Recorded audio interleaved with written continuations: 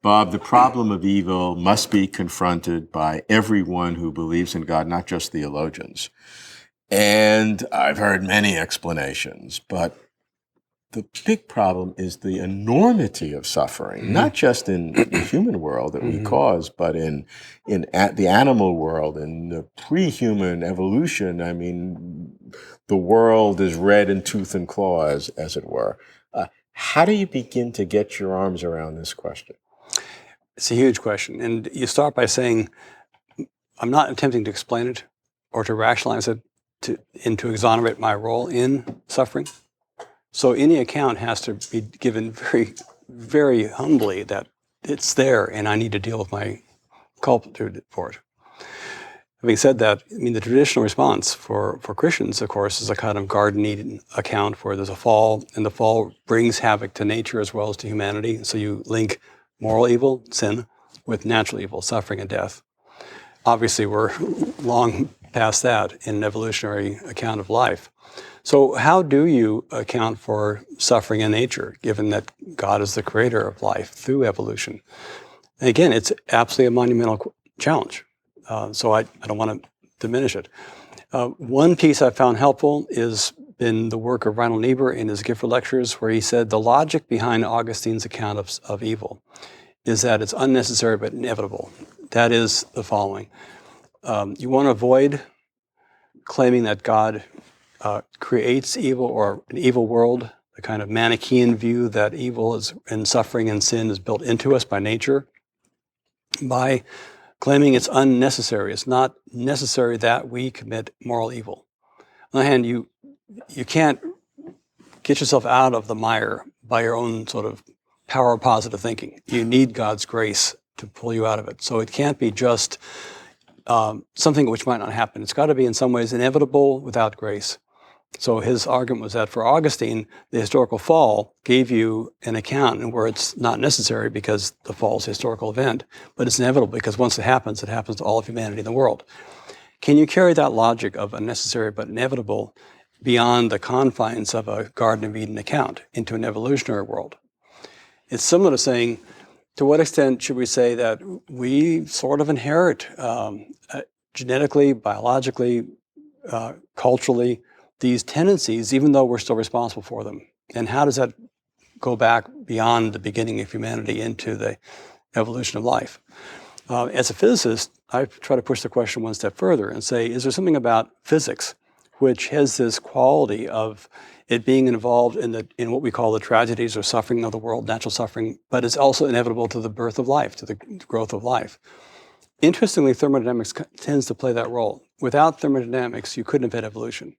You need the capacity for open thermodynamic systems to spontaneously increase in their complexity, and this requires thermodynamics of open non-equilibrium systems. But it also contributes to dissipation and disease and decay. I mean, thermodynamics underlies those irreversible processes which mark life in tragedy. So in a very interesting way, entropy as part of thermodynamics plays this double role. So entropy is the increase in disorder. Yes. Which is inevitable in the universe, but Right. in that process there are clumps of order Yes. that kind of suck from other areas so overall it becomes more disorder, Right. but in certain little clumps it becomes more ordered. Right. Prigogine would say any open system within a larger closed system can reach states of more order, more complexity, but at the cost of greater disorder from the system as a whole. Right. So if you focus on the system, then you see this spontaneous increase of order. And that's the big picture is the huge system is the sun or system. The contained system is the environment, right? And so the environment allows for evolution of life and complexity, but at the cost of the thermodynamics of the sun. The bottom line is that there is at least a hint or a sense in which even physics, let alone genetics and biology, set the parameters for a world in which there will be natural evil or natural suffering, even though it isn't equivalent to moral evil or sin. So that the vision is more of a continuum between human experience of failure, sin, and its pre-evolutionary precursors in nature, even in physics. Now, thermodynamics is very neutral. I mean, it just creates Sure. more. It describes the systems process that results in random kinds of things that are more ordered. It can be good. It's not a value. No. It's not good, bad, or anything. No, but it's present in the phenomena which we would say constitute natural evil: suffering, disease, death, and extinction. Sure. So it's whether you want to call it a part of natural evil or not is kind of a terminology. The point to say is that the laws of nature, the fundamental physical laws of nature, are such that there will be a universe in which life evolves, but it'll evolve at a cost. A recent debate between Michael Bruce and Dawkins, it shows this. Bruce tries to help the Christian from Dawkins' claim that the world seems so purposeless by saying, look, you'd expect there to be suffering in nature if evolution is going to happen. So it isn't really attributed to God in some direct way. But my point is that it's expected in nature not because of just biology, but because of physics. That is, it's even physics is a part of the problem. And there you can't get off the hook so easily because God created this universe from a Christian perspective. And it's this universe with these laws of physics which we're talking about. So Roos's attempt to give us a little wedge from Dawkins actually sort of fails. All right, well, look, given what you're saying is true, though, and the process of thermodynamics or the process of building life has this built into it, and the ultimate result is good, that we're free moral agents, and the process of evolution, both from natural evil and moral evil, I mean, the opportunities for that lead to a good result.